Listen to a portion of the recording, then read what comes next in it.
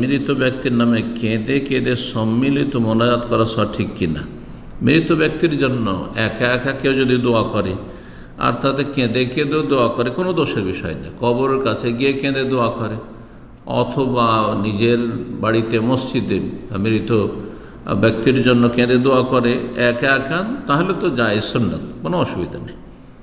নবী সাল্লাল্লাহু আলাইহি ওয়াসাল্লাম কবর জিয়ারত করেছেন, এছাড়া মাইয়াতদের জন্য দোয়া করেছেন, কবর জিয়ারত ছাড়াও একা করেছেন। কিন্তু দল বেঁধে সম্মিলিত মোনাজাত করা বা কোনো অনুষ্ঠানে কোনো মৃত ব্যক্তি কেন্দ্র করে তার জন্য কেঁদে কেঁদে দোয়া করা, এই যে সম্মিলিত মোনাজাত, এটি বিদাত। আর বেদাত করে যার জন্য দোয়া করা আছে তারও কোনো ফায়দা হবে না, যারা করছে তাদেরও কোনো ফায়দা হবে না, সবাই গুনাহগার। গুনাহগার যারা এই বেদাত করল, আর যিনি মারা গেছেন তিনি যদি এইরকম উপদেশ দিয়ে থাকেন অথবা এগুলো থেকে বারণ না করে থাকেন, তিনিও গুনাহগার, সেই বেদাতের পথিক।